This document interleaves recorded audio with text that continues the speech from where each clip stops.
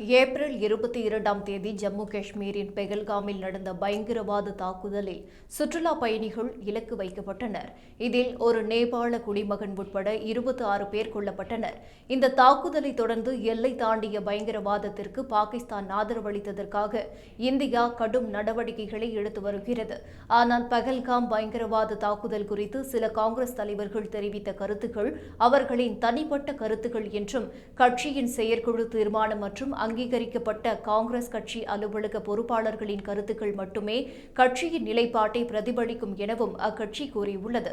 இது தொடர்பாக காங்கிரஸ் மூத்த தலைவர் ஜெய்ராம் ரமேஷ் தனியார் செய்தி நிறுவனத்துக்கு கொடுத்த பேட்டியில், காங்கிரஸ் தலைவர்கள் சிலர் பல விஷயங்களை பேசுவது உண்மைதான், ஆனால் இது அவர்களின் தனிப்பட்ட கருத்துக்கள். கட்சி சார்பாக கருத்து சொல்ல யாருக்கும் உரிமை வழங்கப்படவில்லை.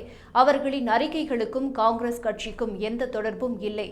இதுபோன்ற அறிக்கைகளை கட்சி ஏற்கவில்லை என்று கூறியுள்ளார். மேலும் முக்கிய பதவிகளை வகித்த சில முன்னாள் மற்றும் மூத்த தலைவர்கள் சில கருத்துக்களை தெரிவித்துள்ளனர். இவற்றுக்கும் காங்கிரஸ் கட்சிக்கும் எந்த சம்பந்தமும் இல்லை.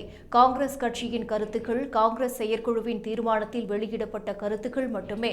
அனைத்து கட்சி கூட்டத்தில் காங்கிரஸ் தலைவர் மல்லிகார்ஜுன் கார்கே மற்றும் மக்களவை எதிர்க்கட்சித் தலைவர் ராகுல் காந்தி ஆகியோர் தெரிவித்த கருத்துக்களே காங்கிரஸ் கட்சியின் கருத்துக்கள். மிகவும் உணர்வு பூர்வமான நேரங்களில் காங்கிரஸ் செயற்குழு, காங்கிரஸ் தலைவர், மக்களவை எதிர்க்கட்சித் தலைவர் ஆகியோர் கட்சியின் நிலைப்பாட்டை வெளிப்படுத்துவார்கள் என்று அவர் கூறினார். பாதுகாப்பு குறைபாடுகள் மற்றும் உளவுத்துறை தோல்விகள் உள்ளன. ஆனாலும் நமக்கு ஒற்றுமை, ஒருமைப்பாடு, கூட்டு பொறுப்பு மற்றும் அரசாங்கத்திற்கும் எதிர்க்கட்சிக்கும் இடையே நிலையான தொடர்பு தேவை. சூழ்நிலையின் தீவிரத்தை புரிந்து கொள்கிறோம். அனைவரும் ஒன்றிணைந்து நிற்க வேண்டும் என்று ஜெய்ராம் ரமேஷ் கூறினார். கடந்த 24ஆம் தேதி காங்கிரஸ் செயற்குழு கூட்டம் நடைபெற்றது என்றும் சில நாட்களுக்கு முன்பு பெகல்காமில் சுற்றுலா பயணிகள் மீது நடந்த கொடூரமான பயங்கரவாத தாக்குதல் குறித்து ஒரு தீர்மானம் நிறைவேற்றப்பட்டது என்றும் காங்கிரஸ் தலைவர் மல்லிகார்ஜுன் கார்கே மற்றும் மக்களவையில் எதிர்க்கட்சித் தலைவர் ராகுல் காந்தி ஆகியோர் அனைத்து கட்சி கூட்டத்தில் கலந்து கொண்டு கட்சியின் கருத்துக்களை முன்வைத்தனர் என்றும் அவர் கூறினார்.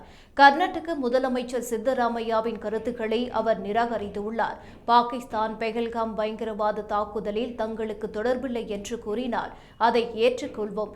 இறுதியில் விசாரணை அமைப்புகளின் அறிக்கையின்படி செயல்படுவோம் என்று காங்கிரஸ் தலைவர் சைஃபுதீன் சோஸ் கூறியிருந்தார். மேலும் இந்தியாவும் பாகிஸ்தானும் அண்டை நாடுகள் என்றும் பேச்சுவார்த்தை தவிர வேறு எதுவும் இரு நாடுகளுக்கும் இடையே உதவாது என்றும் தத்துவம் உதித்துள்ளார்.